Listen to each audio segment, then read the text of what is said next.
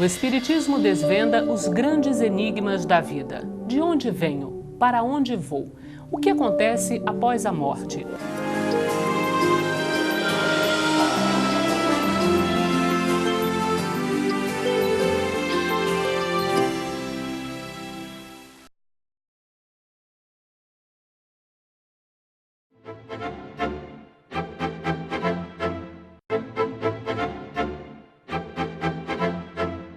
Olá, amigos! Começa agora mais um programa Transição, a visão espírita para um novo tempo. A gratidão pela sua presença e a sua participação no programa e atendendo aí a muitos pedidos de vocês, hoje o nosso convidado muito querido é o Raul Teixeira. E o tema que nós vamos estar trazendo é o dia de finados, os comportamentos que nós agora vamos começar a avaliar, a observar em nós frente esse dia, frente à morte. Que comportamentos nós podemos transformar em nós com relação a esse tema, que é um tema universal, a morte. Raul, obrigada pela tua presença mais uma vez. Prazer muito grande estar com vocês no Transição outra vez. Muitas vezes as pessoas que vão ao velório, elas estão tão envolvidas que a pessoa que está ali no caixão, ela não é nem muitas vezes olhada, ela é quase que excluída naquela situação. Mas como é que fica a condição do desencarnado, Raul? É muito interessante pensar no desencarnado, porque tanto quanto a gente pode ir a uma festa de aniversário e no meio da comida, da bebida, a gente esquece do aniversariante, que é o homenageado. Sim. Também num velório, a gente vai e no meio dos casos, no meio do cafezinho, no meio da pinga, a gente acaba esquecendo que a gente foi ali para prestar uma homenagem a alguém que acabou de passar para a vida do mundo espiritual. A condição de quem acaba de desencarnar é muito variada. Nós encontramos desde aquelas criaturas que saem do corpo físico e não têm noção de que saíram em definitivo, continuam se achando viva, digamos assim. Imaginam tudo, menos que já tenham passado para a vida espiritual. E por causa disso, elas se desesperam quando tentam falar com a família que não lhes dá atenção. Elas não sabem que a família não está vendo. Elas não se dão conta de que a família não as escuta.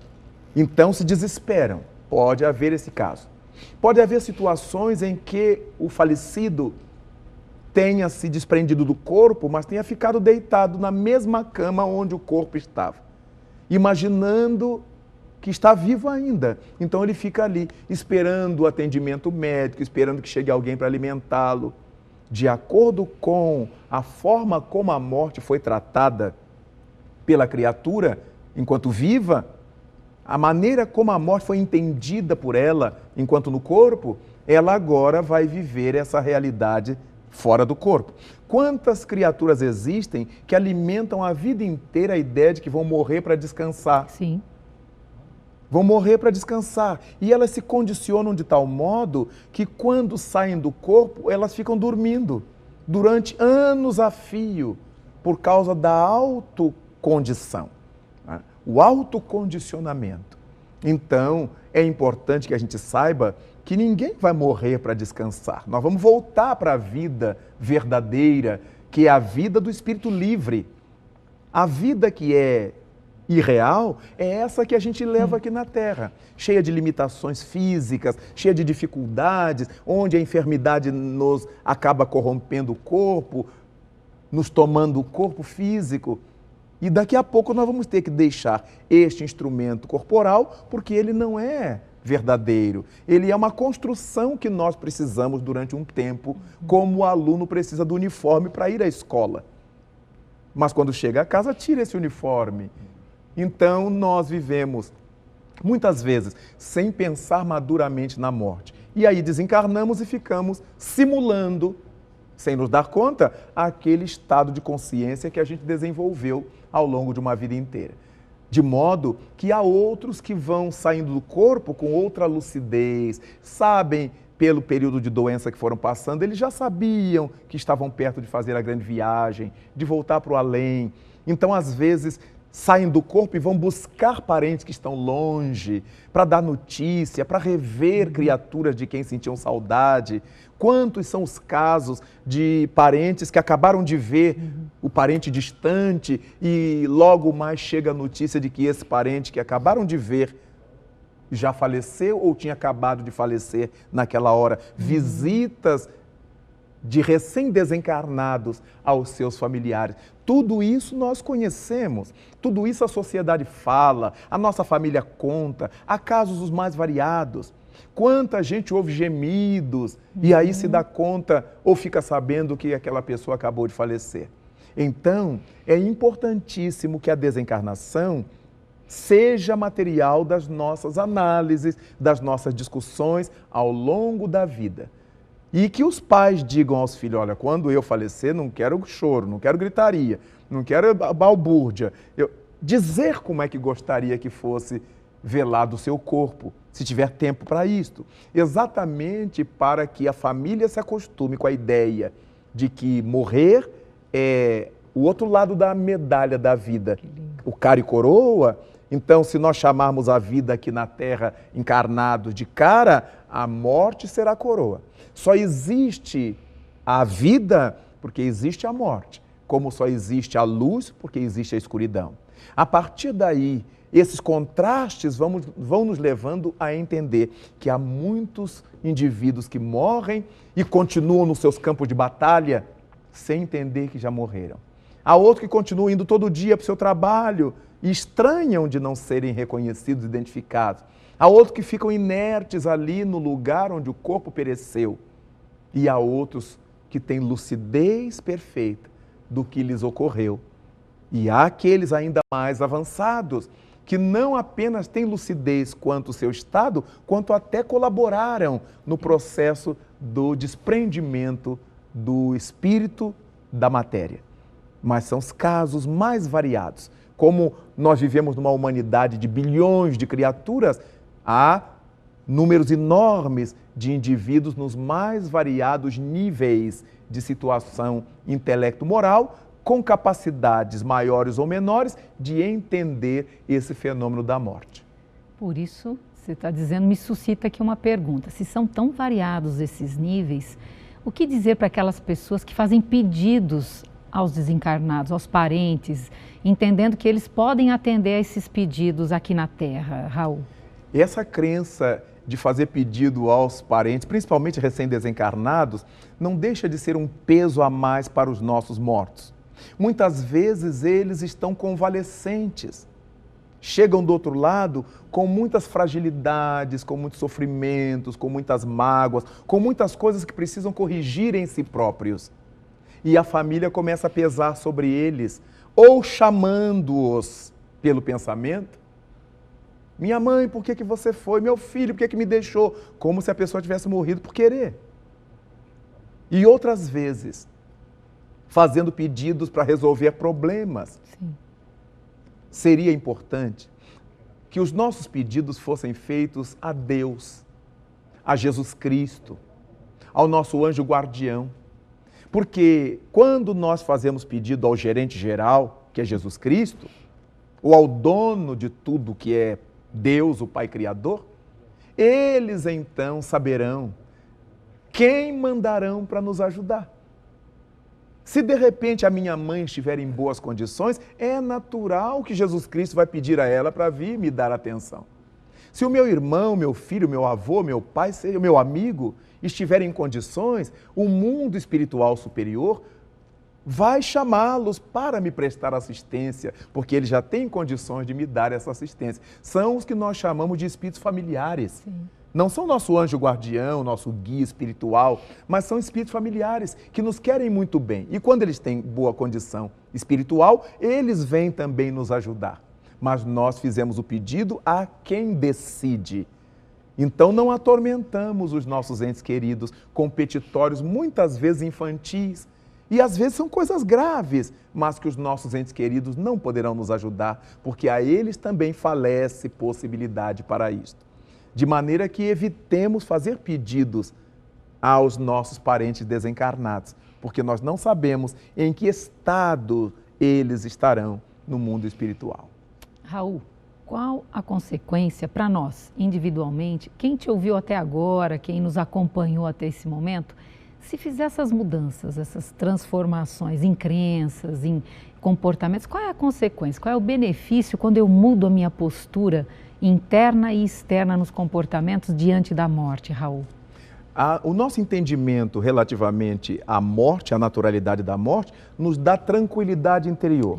Lidamos com esse fenômeno com o coração apertadinho, mas com uma lucidez de que esse é o caminho de todos nós. Uns vão antes, outros vão depois, mas esse é o caminho de todos nós. E por causa disso, nos privamos de muitos desesperos. Há pessoas que se suicidam quando um ente querido morre. Há pais que querem se matar quando os filhos pequenos morrem, porque não conseguirão viver sem eles. E não sabem que, se provocarem o suicídio, nunca encontrarão o seu ente querido. Tão cedo não os verão. Por quê? Porque um desencarnou de uma maneira natural e o outro se suicidou. Tem o peso da culpa pelo suicídio. Então, se nós quisermos encontrar com o nosso ente querido desencarnado, vivamos bem, homenageando esse ente querido, fazendo as coisas boas em seu nome. Quando ajudarmos alguém, ore por fulano, que é meu filho, ore por Beltrano, que é minha mãe, ore por Cicrano, que é meu marido. A gente pede às pessoas que orem. Olha, eu estou lhe dando esse presentinho, é como meu filho estivesse lhe dando. Ore por ele. Então nós vamos criando uma visão mais natural diante da morte. Nós não teremos mais medo da morte, nem medo de morrer. Nós teremos cuidado no viver, porque a nossa condição na morte é a consequência daquilo que tenhamos feito durante a vida. Eu lembro de uma tanatóloga, né, que é Elizabeth Kübler-Ross, que ela fala muito a respeito dos ciclos, né? Quando a pessoa tem a notícia da morte, muitas vezes ela nega, depois ela fica ali num estado, até alguns, dependendo da maturidade, de uma certa revolta, depois ela se... Até aceitar. Até a aceitação. Então, qual é o caminho? Como é que o Espiritismo pode nos auxiliar nesse sentido da aceitação da morte, Raul? O Espiritismo vai nos ajudando a aceitar a morte a partir do momento que a gente passa a entender o que é a morte. Eu não preciso esperar meu ente querido morrer para eu aceitar a morte. Eu aceito a morte porque ela é uma lei divina. Se o próprio filho mais desenvolvido que Deus mandou à Terra não deixou de viver a experiência da morte, Jesus Cristo, e morte dura, morte de cruz, como é que nós vamos pensar em não morrer? Não existe essa possibilidade. Quando nós vemos, muitas vezes, algumas culturas trabalhando, se esforçando no sentido de retardar a morte ou evitá-la, isso é um reflexo de seus conhecimentos espirituais, que sabem que nós somos imortais. Só que nós não somos imortais com o corpo físico junto. Nós, espíritos, somos imortais e ocupamos corpos mortais. Lembremos-nos do apóstolo Paulo, quando escreveu que nós vivemos no mundo com um corpo corruptível, corpo carnal que vai se corromper com a morte. E viveremos no céu, diz o texto, com um corpo incorruptível. O corpo perispiritual, o corpo espiritual, o psicossoma, o K, como nós quisermos chamar. Os espíritas chamamos de perispírito. Mas cada um chama de um jeito, esse corpo astral dos orientalistas. Então nós verificamos que o Espiritismo nos ensina a aceitar a morte como uma lei divina em qualquer tempo, em qualquer lugar, com quem quer que estejamos. Agora eu peço as suas considerações finais, Raul.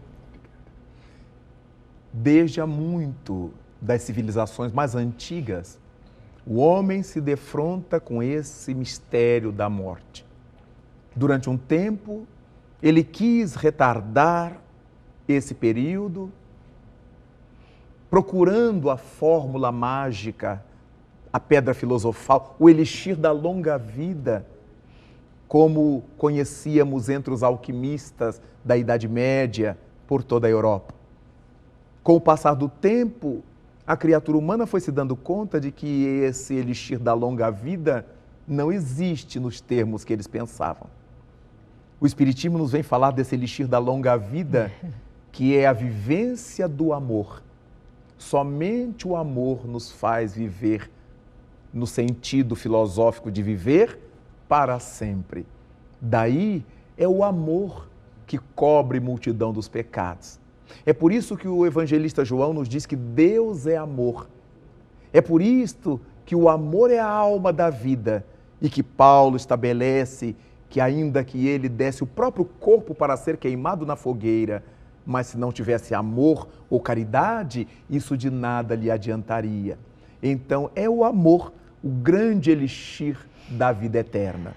E é graças a essa experiência do amor gradativo, amor no lar, amor entre os amigos, amor para conosco, amor para com a natureza que nos rodeia, amor na vida, em tudo que façamos, para que tenhamos essa plenitude, essa grandeza interior que nos vai fazer ligados à vida plena, ainda que estejamos diante da morte do corpo físico. Muito obrigada pela tua presença, pelo teu carinho, participação, e a vocês que estiveram conosco no programa de hoje, que se encerra agora, seguindo a Jesus. Deixemos morrer o homem velho para que possa nascer o homem novo. Até o próximo Transição, a visão espírita para um novo tempo.